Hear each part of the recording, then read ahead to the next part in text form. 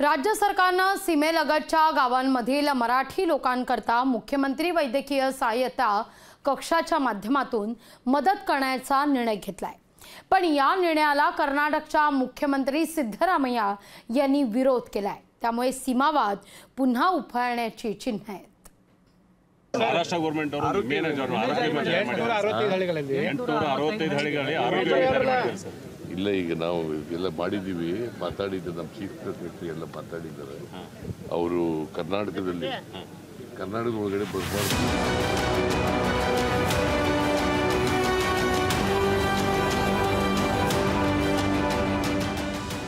कर्नाटकचे मुख्यमंत्री सिद्धरामय्यांनी केलेल्या या विधानामुळे महाराष्ट्र आणि कर्नाटक सीमावाद पुन्हा उफाळून येण्याची शक्यता आहे। बेळगावसह सीमा भागातील मराठी बहुल 865 गावांसाठी महाराष्ट्र सरकारने आरोग्य विमा योजना राबवण्याची घोषणा केली।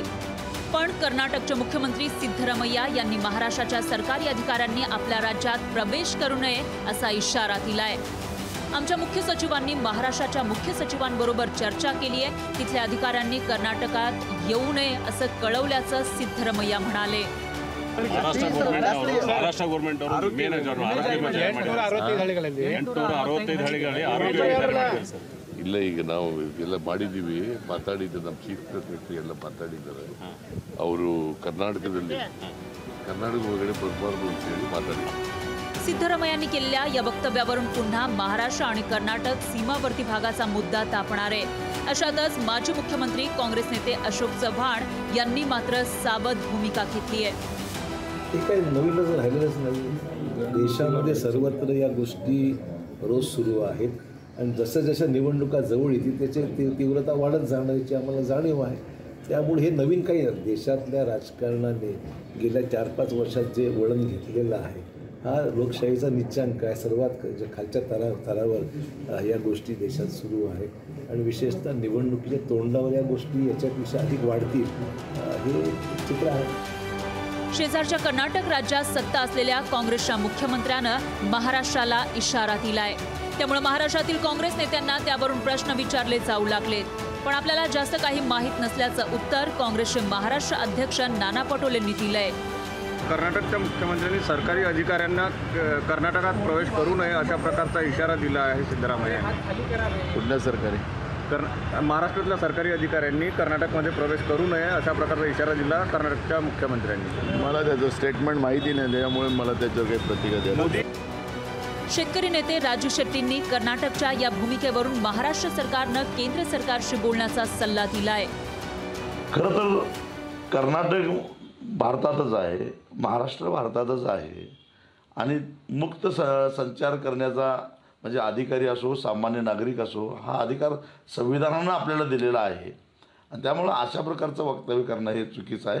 महाराष्ट्र सरकारनं केंद्र सरकारकडे याच्याबद्दल तीव्र शब्दामध्ये आक्षेप नोंदवावा। कर्नाटकनं महाराष्ट्राला ठणकावल्यावरून ठाकरे गटाचे नेते संजय राऊत यांनी मुख्यमंत्री शिंदेंना सवाल केलाय। राज्याचे जे सध्याचे मुख्यमंत्री आहेत ते दावा करतात मी बेळगावच्या आंदोलनात जेलमध्ये होतो, अजूनपर्यंत जेलमध्ये असल्याचा पुरावा समोर आला नाही। जर त्यांनी बेळगाव प्रश्नावर एक जरी लाठीकाठी खाल्ली असेल तर त्यांनी या प्रश्नावर आपलं तोंड उघडायला पाहिजे। उघडू द्या, मग आम्ही बघू। सीमा भागातील मराठी बहुल गावांमधील लोकांना आरोग्य सुविधा मिळाव्या या हेतूनं महात्मा फुले जन आरोग्य योजना राबवली जाते। पण अशा पद्धतीने अधिकाऱ्यांना रोखून लोकांच्या आरोग्याशी खेळ होऊ नये अशी भूमिका शिंदे गटाचे नेते संजय शिरसाट यांनी मांडली।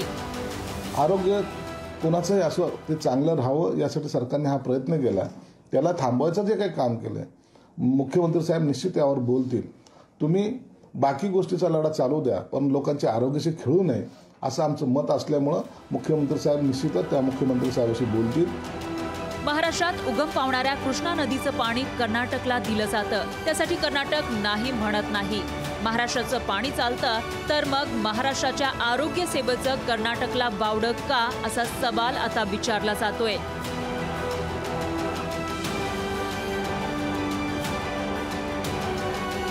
सतेज औंधकर, लोकशाही मराठी, बेळगाव।